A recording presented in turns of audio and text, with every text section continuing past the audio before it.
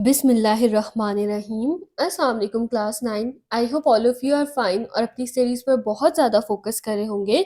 तो बच्चों, हमने इससे प्रीवियस लेक्चर्स में बायोमोलिक्यूल्स के जो मेजर बायोमोलिक्यूल्स हैं उनमें कार्बोहाइड्रेट्स एंड प्रोटीन्स को डिस्कस कर लिया हुआ है। आज के लेक्चर में हम पढ़ने जा रहे हैं लिपिड्स को। अच्छा, अब लिपिड्स भी क्या है? ऑर्गेनिक कंपाउंड्स हैं। जैसे कि कार्बोहाइड्रेट्स भी ऑर्गेनिक कंपाउंड्स है ना, यानी कार्बन और हाइड्रोजन और उनके ही डेरिवेटिव्स से मिलकर बने हुए थे।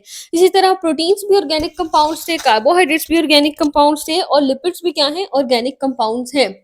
अच्छा, अब लिपिड्स जो है ना वो वाटर में इनसॉल्युबल होते हैं। इनसॉल्युबल का क्या मतलब है? घुलते नहीं है, मिक्स नहीं होते, ये वाटर में बिल्कुल भी सॉल्युबल नहीं होते, पानी में ये मिक्स नहीं होते। जैसे ऑयल है, जब आप उसको पानी में मिक्स करेंगे तो वो मिक्स नहीं होता ना, उसकी लेयर ऊपर ही तैरती रहती है पानी में, वो बिल्कुल भी जो है वो मिक्स नहीं होता।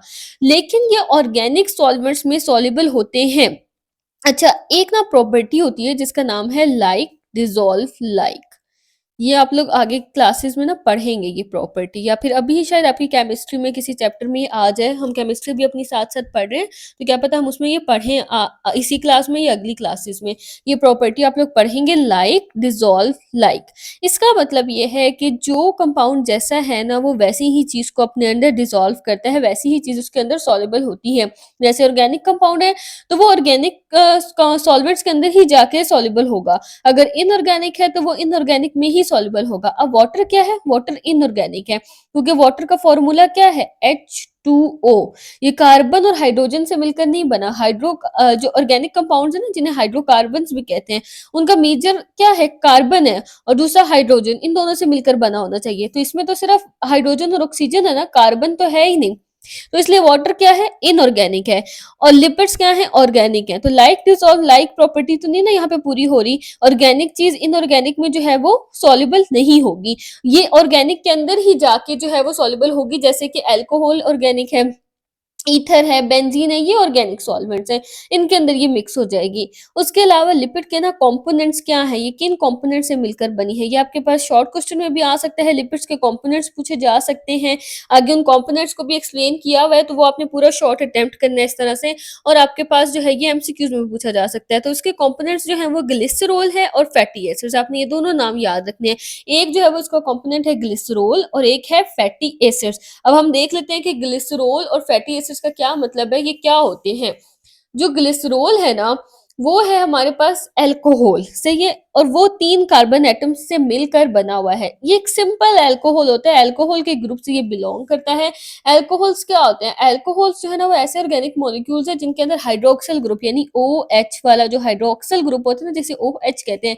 वाटर के अंदर 2 ग्रुप्स है ना, एक हाइड्रोजन है। H2O का मतलब क्या होता है? जब वाटर की ब्रेकडाउन होती है ना तो वो इस तरह से इसकी ब्रेकडाउन होती है, एक हाइड्रोजन ग्रुप सेपरेट हो जाता है और हाइड्रोक्सिल ग्रुप सेपरेट हो जाता है। ये होता है OH जो होता है ना, इसको हम कहते हैं हाइड्रोक्सिल ग्रुप। तो ग्लिसरॉल क्या है? वो सिंपल अल्कोहल है यानी हाइड्रोक्सिल वाला एक ग्रुप है। इसके अंदर 3 कार्बन एटम्स होते हैं और हर कार्बन एटम के साथ एक हाइड्रोक्सिल ग्रुप अटैच होता है। यहाँ पे आप देखें 3 कार्बन एटम्स हैं हमारे पास ग्लिसरॉल में। कितने कार्बन एटम्स हैं? 3 कार्बन एटम्स हैं। सिंपल सा फॉर्मूला है ग्लिसरॉल का, 3 कार्बन एटम्स बना देने, हर कार्बन एटम के साथ एक-एक अल्कोहल जो है वो अटैच हो जाएगा। उसके बाद कार्बन की वैलेंसी कितनी होती है? वैलेंसी का मतलब क्या है कि कार्बन कितने बॉन्ड्स बना सकते हैं। तो कार्बन की वैलेंसी होती है हमारे पास 4। ये आपने ना बात याद रखनी है कि कार्बन की वैलेंसी कितनी है? कार्बन की वैलेंसी होती है 4, यानी कि 4 बॉन्ड्स जब कार्बन बना लेता है ना तो वो स्टेबल हो जाता है। उसने 4 बॉन्ड्स बनाने होते हैं। तो यहाँ पे देखो ये 3 कार्बन एटम्स है ना इसमें, ये आगे 3 कार्बन एटम्स हमारे पास। हर कार्बन एटम के साथ एक-एक जो है वो हाइड्रोक्सिल ग्रुप हो गया है अटैच। अब क्या है, इसकी वैलेंसी पूरी करने के लिए ना इसके साथ हाइड्रोजन अटैच होते हैं। और वैसे भी ये ऑर्गेनिक कंपाउंड है जिसके अंदर कार्बन और हाइड्रोजन दोनों के बॉन्ड्स प्रेजेंट होते हैं। तो अब हाइड्रोजन के बॉन्ड्स इसके साथ प्रेजेंट होकर देखिए, इस कार्बन ने 2 बॉन्ड्स तो बना लिए ना, एक इस कार्बन के साथ और एक इस हाइड्रोक्सिल के साथ, 2 रह गए हैं। तो 2 हाइड्रोजन इसके साथ अटैच हो जाएंगे। इसने जो है वो 1 2 3 बॉन्ड्स बना लिए, एक रह गया तो एक हाइड्रोजन अटैच हो जाएगा। इसने जो है वो 1 और 2 बॉन्ड बनाए हैं, अब 2 की और जरूरत है क्योंकि 4 बॉन्ड्स पूरे करने हैं, तो फिर इसके साथ जो है वो 2 हाइड्रोजन अटैच हो जाएंगे। इस तरह से हमारे पास ग्लिसरॉल का पूरा जो है वो स्ट्रक्चर बन जाता है। नेक्स्ट जो है वो क्या है? वो है फैटी एसिड्स। फैटी एसिड्स क्या होते हैं?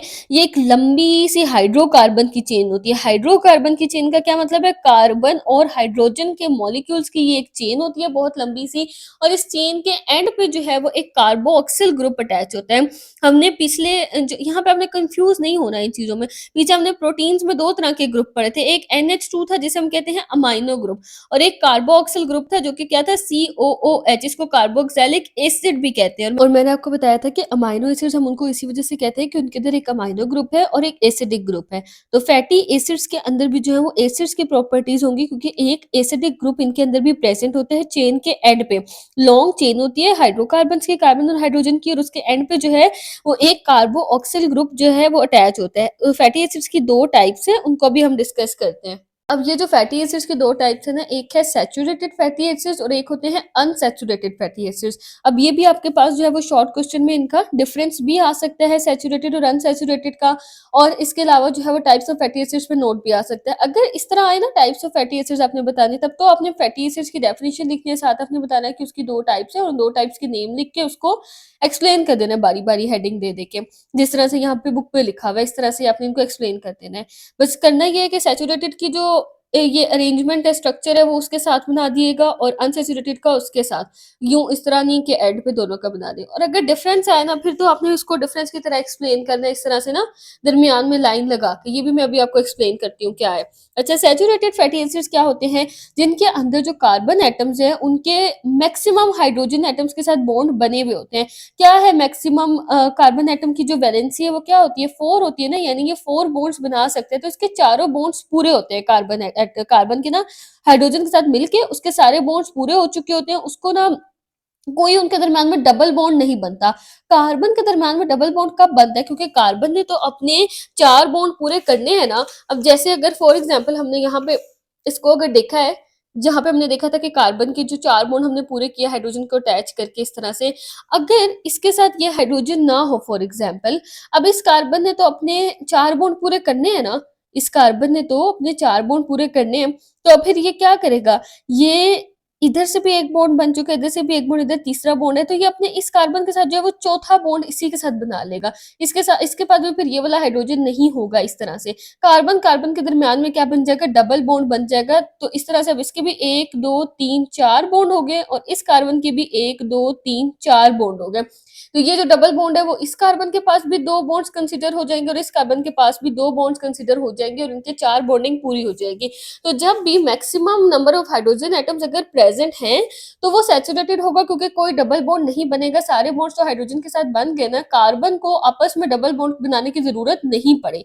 लेकिन जब हाइड्रोजन एटम्स जो है वो नहीं होंगे पूरे, तो उस टाइम पे फिर क्या होगा कि कार्बन एटम्स जो है वो अपनी 4 बॉन्ड की वैलेंसी को पूरा करने के लिए वो आपस में डबल बॉन्ड बना लेंगे, ताकि उनके 4 बॉन्ड पूरे हो जाएं और वो स्टेबल हो जाए, तो वो आपस में एक दूसरे के साथ डबल बॉन्ड बना लेंगे। तो जब कार्बन और कार्बन के दरमियान डबल बॉन्ड प्रेजेंट होगा तो उसे हम क्या कहते हैं? Unsaturated fatty acids. अच्छा, अब ये बात यही होगी कि सैचुरेटेड में कोई डबल बॉन्ड नहीं होता और अनसैचुरेटेड में एक या एक से ज्यादा डबल बॉन्ड्स प्रेजेंट होते हैं। सैचुरेटेड फैटी एसिड्स क्या होते हैं? वो सॉलिड होते हैं रूम टेम्परेचर पे, जैसे बटर वगैरह है। ये सैचुरेटेड फैटी एसिड्स है ना, ये सॉलिड होते हैं रूम टेम्परेचर पे।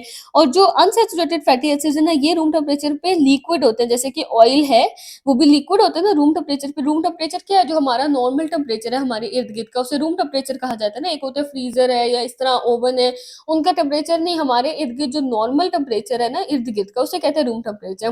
तो बटर जो है वो रूम टेम्परेचर पे सॉलिड ही होता है, और या घी वगैरह जो है वो भी रूम टेम्परेचर पे सॉलिड ही होते हैं। लेकिन ऑयल जो है वो रूम टेम्परेचर पे लिक्विड होता है। तो ऑयल अनसैचुरेटेड है, बटर और घी क्या है? वो सैचुरेटेड फैटी एसिड्स हैं। अच्छा, अब यहाँ पे आप इनका स्ट्रक्चर देखें। फैटी एसिड्स क्या आते हैं? हमने अभी पीछे पढ़ा है कि हाइड्रोकार्बन्स की लॉन्ग चेन है। ये इसी तरह है ना, कार्बन की लंबी सी चेन चलती आ रही है और उसके साथ हाइड्रोजन जो है वो अटैच होते जा रहे हैं, और एंड पे इस चेन के एंड पे जो है वो क्या है? एक कार्बोक्सिलिक ग्रुप अटैच है, COOH। ये यही है ना, COOH। इस कार्बन ने इस ऑक्सीजन के साथ डबल बॉन्ड बनाया हुआ है। इसका ये मतलब नहीं है कि अब ये डबल बॉन्ड आ गया तो ये अनसैचुरेटेड हो गया। अनसैचुरेटेड तब होगा अगर कार्बन और कार्बन के दरमियान में डबल बॉन्ड है। ये डबल बॉन्ड कार्बन और ऑक्सीजन के दरमियान में है, कार्बन और कार्बन के दरमियान में ये डबल बॉन्ड नहीं है। अब इसका स्ट्रक्चर भी आप लोग आराम से बना सकते हैं, जितने मर्जी आप कार्बन एटम्स बना दें। इन्होंने कितने बनाए? 1, 2, 3, 4, 5 कार्बन एटम्स है इनके। और 5 कार्बन एटम्स बनाने के बाद आप उनके साथ जितने हाइड्रोजन एटम्स उनके 4 बॉन्ड पूरे करने के लिए अटैच होते हैं ना, वो करते हैं। जैसे ये कार्बन है, इसके साथ 3 हाइड्रोजन अटैच होंगे, तो और चौथा जो है वो कार्बन के साथ ये बॉन्ड बना लेगा। इस तरह से इसने 1-2 बॉन्ड्स आगे पीछे कार्बन के साथ बनाए हुए हैं, तो 2 बच गए, तो 2 हाइड्रोजन अटैच हो जाएंगे। इस तरह से आपने इनके 4 बॉन्ड पूरे करते आने, यहाँ तक ये 5 कार्बन एटम्स पूरे हो गए, एंड पे एक COOH ग्रुप जो है वो अटैच हो जाएगा। इस तरह से कि कार्बन का डबल बॉन्ड ऑक्सीजन के साथ है और एक बॉन्ड जो है वो हाइड्रोक्सिल ग्रुप के साथ है, OH ग्रुप के साथ। अब अनसैचुरेटेड फैटी एसिड्स के केस में आप देखें कि जो ये वाला कार्बन है, इसको अपने इसके साथ एक इधर बॉन्ड बना हुआ है कार्बन के साथ और एक बॉन्ड हाइड्रोजन के साथ बना हुआ है। अब एक बॉन्ड इसने इस कार्बन के साथ बना तो लिया, लेकिन अभी चौथा बॉन्ड बनाने के लिए इसके पास हाइड्रोजन नहीं है, तो इसने फिर वो बॉन्ड भी इस कार्बन के साथ ही क्या बना दिया, इस पॉइंट पे डबल बॉन्ड बना दिया। और इस कार्बन के पास भी देखे ना, एक बॉन्ड इसका इधर इस कार्बन के साथ है और एक बॉन्ड जो है वो हाइड्रोजन के साथ है, और चौथा और एक बॉन्ड इस कार्बन के साथ है और चौथा बॉन्ड इसका भी इस डबल बॉन्ड से ही पूरा हो रहा है। तो ये कार्बन और कार्बन के दरमियान में जब डबल बॉन्ड आ जाता है तो उसे क्या कहते हैं, अनसैचुरेटेड फैटी एसिड कहते हैं। अच्छा, ये अगर आपके पास डिफरेंस की फॉर्म में आ जाए तो आप अपने पास नोट डाउन कर लें, आपने सेम इस तरह से ये डिफरेंस लिख देना है। अनसैचुरेटेड में कोई डबल बॉन्ड नहीं है कार्बन एटम्स के दरमियान, ये बात आपने लाजमी याद रखनी है कि डबल बॉन्ड जो है वो कार्बन एटम्स के दरमियान होगा तो वो सैचुरेटेड अनसैचुरेटेड होगा, और अगर डबल बॉन्ड जिस तरह से कार्बन ऑक्सीजन के दरमियान है तब वो अनसैचुरेटेड नहीं होगा। अच्छा, अनसैचुरेटेड में क्या है, इनके दरमियान जो है वो एक या एक से ज्यादा डबल बॉन्ड प्रेजेंट है, कहाँ पे, कार्बन एटम्स के दरमियान में। सैचुरेटेड जो है वो स्ट्रेट चेन बनाते हैं, देखें ना इनकी बिल्कुल सीधी सी स्ट्रेट चेन बनती जा रही है, इस तरह कार्बन जो है वो बिल्कुल सीधी चेन में अटैच है। लेकिन जो अनसैचुरेटेड है ना, उनके दरमियान में जब डबल बॉन्ड्स आ जाते हैं तो उनकी चेन क्या हो जाती है, ब्रांच। ये देखें, ये स्ट्रेट चेन में नहीं जा रहा, ये एक ब्रांच, एक शाख सी बन के साथ अटैच हो गई है। तो अनसैचुरेटेड वाले जो है वो ब्रांच चेन बनाते हैं। Saturated fatty acids room temperature पे सॉलिड रहते हैं हमारे नॉर्मल टेम्परेचर पे, और अनसैचुरेटेड जो है वो लिक्विड हो जाते हैं, लिक्विड होते हैं। उसके अलावा एग्जाम्पल हमारे पास क्या है कि जो एग्जाम्पल हमारे पास क्या है सैचुरेटेड फैटी एसिड्स की, कि मोस्टली जो एनिमल फैट्स है ना वो सैचुरेटेड होते हैं, और जो प्लांट से हमें ऑयल्स वगैरह मिलते हैं जैसे सनफ्लावर ऑयल है, इस तरह के जो ऑयल्स होते हैं वो क्या होते हैं, वो अनसैचुरेटेड फैटी एसिड होते हैं। अब नेक्स्ट जो हमारे पास इसके अंदर टॉपिक है ना, वो है मेन ग्रुप्स ऑफ लिपिड्स, यानी लिपिड्स के जो मेन मेजर ग्रुप्स है ना जो लिपिड्स के अंडर आते हैं। अब ये भी आपके पास क्वेश्चन जो है वो लॉन्ग क्वेश्चन का पार्ट भी आ सकता है और शॉर्ट में कोई एक ग्रुप भी आपसे पूछा जा सकता है। ये जो सारे टॉपिक्स है ना, जैसे प्रोटीन्स हमने देखा, लिपिड्स देखा, इनके अंदर इनके ग्रुप्स बताए हुए, इनके टाइप्स बताए हुए हैं, सोर्सेज, फंक्शंस, ये सब बहुत इंपॉर्टेंट है शॉर्ट के लिए भी और लॉन्ग के लिए भी। अच्छा, अब मेन जो लिपिड्स के ग्रुप है ना वो असल में तो 4 होते हैं। आपकी बुक में 2 डिस्कस हुए हुए हैं, एक फैट्स एंड ऑयल्स और एक फॉस्फोलिपिड्स। वैसे ये 4 ग्रुप्स होते हैं, एक फैट्स एंड ऑयल्स होते हैं, एक फॉस्फोलिपिड्स होते हैं, एक स्टेरॉइड्स होते हैं और वैक्सेस होती हैं। तो स्टेरॉइड्स और वैक्सेस को भी डिस्कस नहीं किया हुआ तो उनको आप छोड़ दें, इन 2 को ऊपर फोकस करें। फैट्स एंड ऑयल्स क्या है, ये सबसे ज्यादा फेमिलियर ग्रुप है। फेमिलियर का क्या मतलब है, जाना पहचाना, यानी लिपिड्स के ये जो बाकी ग्रुप्स है ना वो इतने जाने पहचाने नहीं है। जैसे फॉस्फोलिपिड्स हैं या वैक्सेस हैं या स्टीरॉइड्स हैं, ये हम नॉर्मली इतना इनके बारे में बात नहीं करते। लेकिन जो फैट्स हैं जैसे ऑयली फूड या ऑयल हमारे घरों में भी यूज हो रहा होता है, तो फैट एंड ऑयल जो है वो सबसे ज्यादा लिपिड्स की ऐसी टाइप है जिसको वो जो बहुत ज्यादा फेमिलियर है, जो जानी पहचानी जाती है, यानी सबको मालूम है उसके बारे में, डेली यूज में होती है ये। इनके अंदर क्या होता है, एक ग्लिसरॉल होता है और 3 फैटी एसिड्स होते हैं। अब क्या है ग्लिसरॉल, हमने पीछे पढ़ा है ना, क्या है कि 3 कार्बन वाला वो एक कंपाउंड है हमारे पास ग्लिसरॉल, और हर कार्बन के साथ जो है वो एक एक हाइड्रोक्सिल ग्रुप जो है वो अटैच हुआ है और बाकी 7 हाइड्रोजन जो है वो अटैच है, क्योंकि ये ऑर्गेनिक कंपाउंड्स हैं और हाइड्रोजन और कार्बन के बॉन्ड्स होते हैं। इस तरह से ग्लिसरॉल का हमने पीछे पढ़ लिया है स्ट्रक्चर। अब इसमें क्या होता है कि एक ग्लिसरॉल है, इस तरह से ये एक ग्लिसरॉल है ना, 3 कार्बन एटम्स वाला एक ग्लिसरॉल होता है। एक ग्लिसरॉल होता है और 3 फैटी एसिड्स होते हैं इसके अंदर। ये अब किस तरह से होता है, यहाँ पे देखें, 3 कार्बन एटम वाला एक ये ग्लिसरॉल है, ये जो ग्रे कलर में नजर आ रहा है, और इस ग्लिसरॉल के हर कार्बन एटम के साथ जो है वो एक एक फैटी एसिड अटैच हो जाएगा। तो 3 फैटी एसिड्स हैं। फैटी एसिड्स कितने हैं, 3, और ग्लिसरॉल कितना है, 1। ये आपने पॉइंट याद रखना है कि ग्लिसरॉल 1 है और फैटी एसिड्स 3 है। अच्छा, अब फैट्स के अंदर जो है वो सैचुरेटेड फैटी एसिड्स होते हैं, इस वजह से ये रूम टेम्परेचर पे सॉलिड होते हैं। फैट्स क्या है, सैचुरेटेड। सैचुरेटेड अभी हमने पढ़ लिया कि क्या है, जिनके अंदर डबल बॉन्ड नहीं होता कार्बन कार्बन के दरमियान में, और इनके अंदर हाइड्रोजन एटम्स जो है वो मैक्सिमम होते हैं। और फैट्स हमारे पास जो मेनली कौन से, एनिमल फैट्स, यानी जो एनिमल्स से हमें फैट्स मिलते हैं। उसके अलावा जो है वो दूसरे एनिमल फैट्स क्या है, जैसे बटर है, जैसे हम वो भी गाय वगैरह के दूध से बनते हैं ना, इसी तरह से डेयरी प्रोडक्ट्स, ये जो बटर वगैरह घी, ये सब एनिमल फैट्स हैं, देसी घी, घी वगैरह। उसके अलावा हमारे पास जो ऑयल्स हैं, ये फैट्स एंड ऑयल्स का भी आपके पास डिफरेंस भी आ सकता है, तो ये भी आप पॉइंट्स लिख सकते हैं ना कि फैट सैचुरेटेड हैं, रूम टेम्परेचर पे सॉलिड होते हैं, ये दूसरा पॉइंट हो गया जिसमें हमने सैचुरेटेड फैटी एसिड्स के पॉइंट लिखे थे। और ऑयल्स के बारे में आप लिख सकते हैं कि ये अनसैचुरेटेड है, इनके अंदर डबल बॉन्ड होता है कार्बन कार्बन के दरमियान, और उसके अलावा ये लिक्विड होते हैं रूम टेम्परेचर पे। फिर इनकी आप एक एग्जाम्पल की हेडिंग बना के एग्जाम्पल भी लिख सकते हैं, तो इसका डिफरेंस लिखना मुझे नहीं लगता आप लोगों के लिए मुश्किल होगा। अगर फिर भी आप लोगों को इसका डिफरेंस लगे कि मुश्किल है, तो आप मुझे कमेंट सेक्शन में बता दीजिएगा, मैं आपको वहाँ पे डिफरेंस इनका लिख के बता दूंगी। अच्छा, अब ये जो है ना ऑयल्स, ये क्या है, ये रूम टेम्परेचर पे लिक्विड होते हैं। अब इनके एग्जांपल में क्या है, प्लांट ऑयल्स हैं, ऑयल जैसे कि ऑलिव ऑयल, प्लांट से जो हमें ऑयल्स मिलते हैं जैसे ऑलिव ऑयल है, कॉर्न ऑयल है और कोकोनट ऑयल वगैरह है। अच्छा, यहाँ पे ना एक क्वेश्चन मेरे माइंड में तो आया था कि आप लोग सोचोगे, अगर आपके माइंड में भी आता है तो, कि इनके साथ तो एक एक हाइड्रोक्सिल ग्रुप भी तो अटैच था, OH ग्रुप ग्लिसरोल में कार्बन के साथ तीनों, तो वो कहाँ चला गया और ये कैसे आ गए, सिर्फ फैटी एसिड्स आ गए यहाँ पे, OH ग्रुप जो है वो कहाँ चला गया, वो कहीं गया नहीं। असल में ग्लिसरोल जो है वो जब रिएक्ट करते हैं ना फैटी एसिड्स के साथ, जाहिर है फैटी एसिड्स के साथ रिएक्ट करेंगे तो ही वो उसके साथ आके जुड़ेंगे ना, अटैच होंगे। तो फैटी एसिड्स में अभी हमने ऊपर देखा है एंड पे एक कार्बोक्सिल COOH ग्रुप अटैच होता है, और इसमें तीनों कार्बन के साथ एक एक OH ग्रुप अटैच है। तो ये जो COOH ग्रुप है ना और जो ये वाला OH ग्रुप है, ये दोनों आपस में क्या कर देते हैं, ये दोनों आपस में रिएक्शन कर देते हैं और इनमें से एक वाटर का मॉलिक्यूल रिलीज हो जाता है। अब वो वाटर का मॉलिक्यूल कैसे रिलीज होता है, वाटर क्या है, H2O। रिएक्शन में वाटर का मॉलिक्यूल जब रिलीज होते हैं, वो अपने कार्बोहाइड्रेट्स जब पढ़े थे तो उसमें जब हमने सुक्रोज और माल्टोज का स्ट्रक्चर देखा कि कैसे ग्लूकोज और फ्रुक्टोज मिलकर सुक्रोज बने और उनमें से एक वाटर का मॉलिक्यूल निकला था, इसी तरह इसमें से भी निकलता है। तो यहाँ पे OH ग्रुप अटैच है, ये COOH आके इसके साथ कार्बोक्सिल ग्रुप जो है वो रिएक्ट करते हैं, तो इसका OH वाटर, इसके अंदर 2 हाइड्रोजन और 1 ऑक्सीजन है ना, तो 1 हाइड्रोजन और ऑक्सीजन यहाँ से और 1 हाइड्रोजन यहाँ से मिलके ये पूरा H2O जो है वो रिलीज हो जाता है, और ये रह इस तरह से जाता है, ये C double bond with O, और ये O होता है और एक जो है वो R चेन होती है के साथ कुछ भी अटैच हो सकता है। यहाँ पे आप इसमें ना कंफ्यूज ना हो इसके रिएक्शन में कि रिएक्शन किस तरह से होता है, क्योंकि वो आपकी बुक में एक्सप्लेन भी नहीं किया हुआ, तो आप लोग कंफ्यूज हो जाओगे। फिर भी मैं यहाँ पे ना अटैच कर देती हूँ, अगर कोई बच्चा देखना चाहे उसको अपना कॉन्सेप्ट क्लियर करने के लिए कि वो रिएक्शन किस तरह से होता है।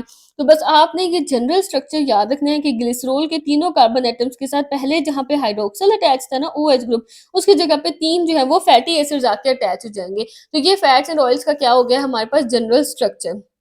फिर आगे सिंपल से हमारे पास फॉस्फोलिपिड्स हैं। फॉस्फोलिपिड्स क्या करते हैं, कोर क्या होता है, बुनियाद बनाना किसकी, सब मेम्ब्रेन्स की।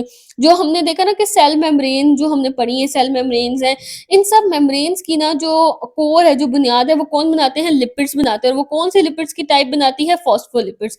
फॉस्फोलिपिड्स मॉलिक्यूल का हमारे पास किस तरह का स्ट्रक्चर है कि एक ग्लिसरॉल है, जिस तरह से हमारे पास फैट्स एंड ऑयल्स में एक ग्लिसरॉल था, इनके अंदर भी एक ही ग्लिसरॉल होता है, सेम इसी तरह का इनका भी स्ट्रक्चर है। लेकिन एक डिफरेंस है कि इसके अंदर एक ग्लिसरॉल और 3 फैटी एसिड्स थे, लेकिन फॉस्फोलिपिड्स में क्या होता है कि एक ग्लिसरॉल के साथ 2 फैटी एसिड्स अटैच होते हैं और तीसरे फैटी एसिड की जगह पे एक फॉस्फेट ग्रुप अटैच होते हैं, इसीलिए इसको फॉस्फोलिपिड्स कहते हैं ना, क्योंकि इसके अंदर एक फॉस्फेट ग्रुप भी प्रेजेंट है। तो इसका स्ट्रक्चर सिर्फ इतना सा डिफरेंस आ जाएगा कि तीसरे फैटी एसिड की जगह इसमें जो है वो फॉस्फेट ग्रुप अटैच होता है। तो एक ग्लिसरॉल है, 2 फैटी एसिड्स हैं और एक फॉस्फेट ग्रुप है किसके अंदर, फॉस्फोलिपिड्स के अंदर। अच्छा, अब आगे ना sources and functions of lipids हैं, ये भी आपके पास शॉर्ट क्वेश्चन में पूछा जा सकता है, या तो सिर्फ सोर्सेज पूछ ले जाएंगे लिपिड्स के, या सिर्फ फंक्शंस, या फिर इस तरह से ये लॉन्ग क्वेश्चन का भी पार्ट आ सकता है आपके पास। और फंक्शंस तो स्पेसिफिकली जो है वो अलग से भी लॉन्ग क्वेश्चन का पार्ट आ सकते हैं। और इस तरह से भी आ सकता है कि what are the sources and functions of lipids, या फिर सिर्फ फंक्शंस को भी पूछा जा सकता है लॉन्ग में। तो आपने इनको बहुत अच्छे से करना है। सोर्सेज क्या है लिपिड्स के, सोर्सेज जो है, अब ये जो सोर्सेज है ना और फंक्शंस है लिपिड्स के, कार्बोहाइड्रेट्स के, प्रोटीन्स के, ये सब आपको अच्छे से याद होने चाहिए और ये इजी हैं, ये इतने मुश्किल भी नहीं है।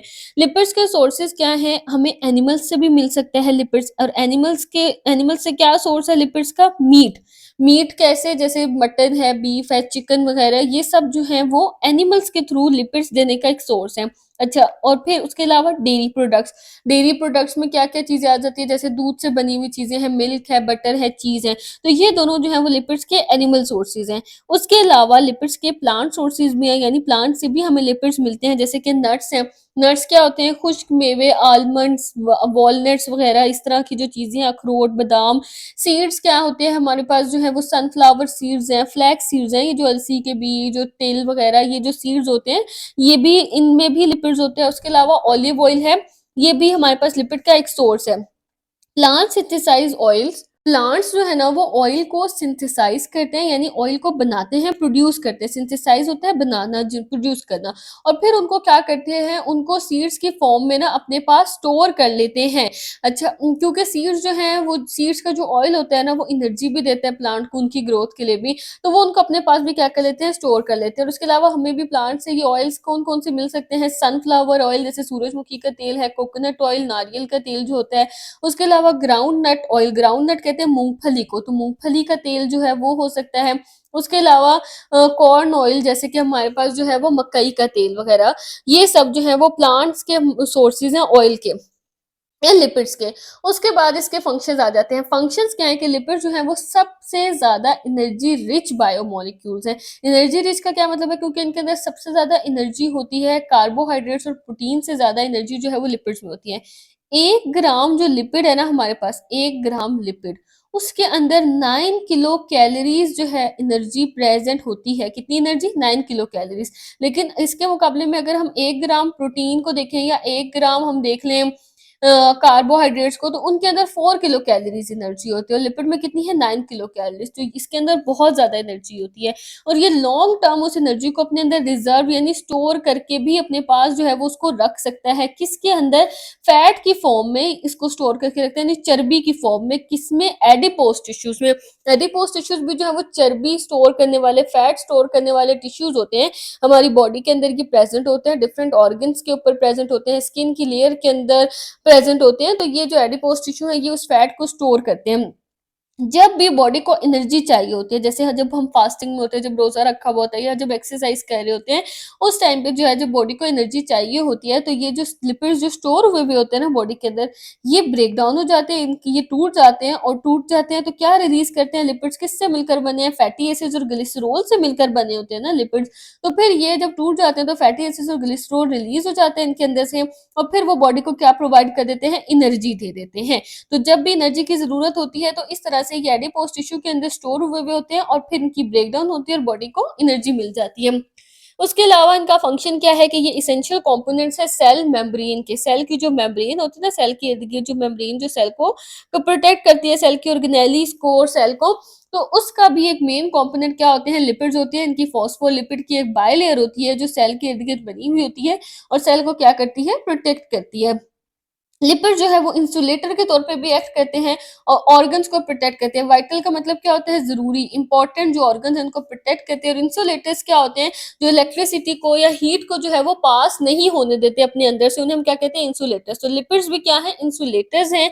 ये क्या करते हैं? ये इंसुलेशन प्रोवाइड करते हैं, हीट लॉस, हीट को बॉडी से ना लॉस होने से, और उसको प्रिवेंट करते हैं, और ऑर्गन्स को भी हमारे प्रोटेक्ट करते हैं। जैसे हमारी स्किन के अंदर ना फैट की लेयर होती है ना, ये जो एडिपोज टिश्यूज की और फैट की हमारी स्किन के अंदर लेयर होती है, तो विंटर में ये हमारी बॉडी की से हीट को बाहर निकलने से और हमारी बॉडी को वार्म रखने में मदद देती है। उसके अलावा एडिपोज टिश्यूज जो हैं वो सराउंड करते हैं काफी सारे ऑर्गन्स को।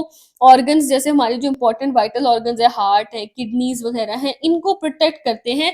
किस चीज से? कुशन करते हैं। कुशन क्या होता है? किसी भी झटके से ना, जैसे अचानक से कोई झटका लगता है या शॉक लगता है, या फिर किसी भी चीज़ की स टक्कर होती है इंसान की, कुछ होता है इस तरह से, तो उससे प्रोटेक्ट करते हैं हमारे इम्पोर्टेंट ऑर्गन्स को। और ये जो फैट की लेयर होती है, ये उसको प्रोटेक्ट करती है, उनको वार्म रखती है, और उसके अलावा जो है वो हीट की इंसुलेशन भी प्रोवाइड करती है, यानी हीट को जो है वो गर्मी को या हीट को बाहर पास होने से रोकती है।